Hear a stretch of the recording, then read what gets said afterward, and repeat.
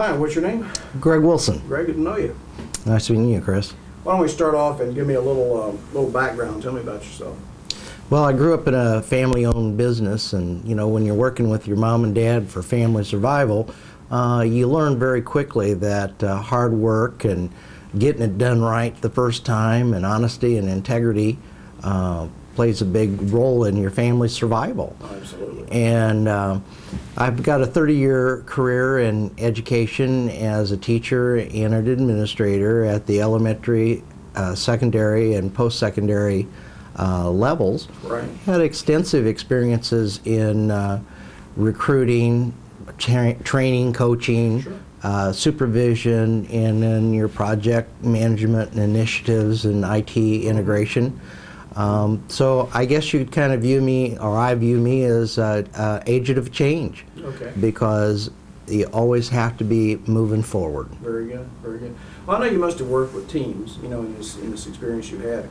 Give me give me an idea what your leadership style is like. How do you get the most out of people? Well, that's interesting. I think it's whatever it takes. Leadership's very situational. You have to, you know, I've been told I'm laid back. I've been told I'm very intense. Again, it's the situation that dictates what happens. I'm a good listener. I'm a reader. I talk to industry, read public industry publications, talk to the leaders, trying to make certain that I'm on top of the trends and that we're trying to perpetuate best practice in the industry. I have a great collaborative style in which I'm able to get people together. Actually, I do a great job with people with different agendas coming in and building consensus and buy-in so that we can all work to get the project done. My hero for leadership is the flight director of Apollo 13, as portrayed by Ed Harris in the movie, when he walked into all of his scientists and engineers and he dumped all the parts on the table, which are organizing his resources, and gave them direct instructions as to what their mission or project was. And at the end he said, "Gentlemen, failure is not an option." Right.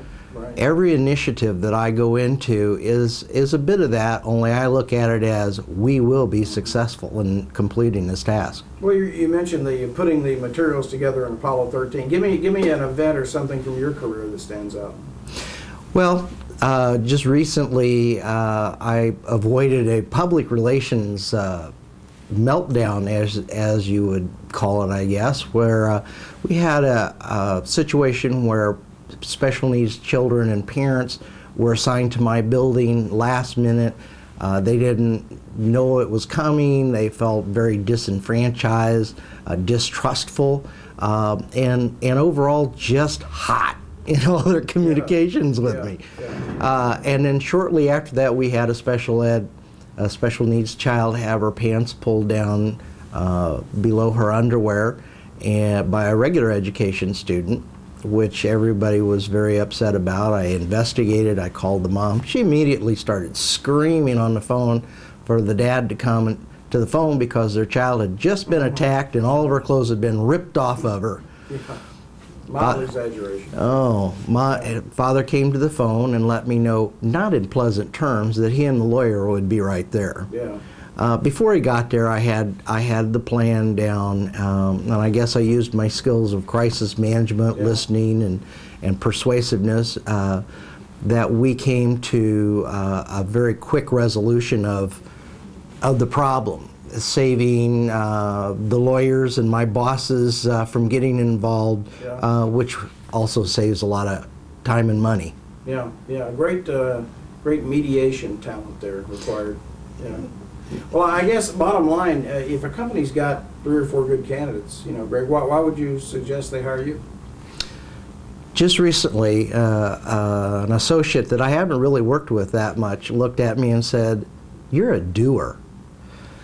My immediate supervisor that I worked with for many, many years always told me what a great organization I ran and how he was appreciative of me paying attention to the small details and taking care of them at the time that they needed to be taken care of. the CEO of the superintendent of the school corporation told me often how he appreciated my leadership in corporate initiatives because I was so hands-on and got involved and modeled what it was that we were trying to accomplish. So I guess when I put that together, I believe that anybody who's looking for a leader who can orchestrate resources and human resources to organize and accomplish the task, I'm the guy. You're the guy. Well said. Well, Greg, I appreciate your time. Thank you. Thank you. Okay.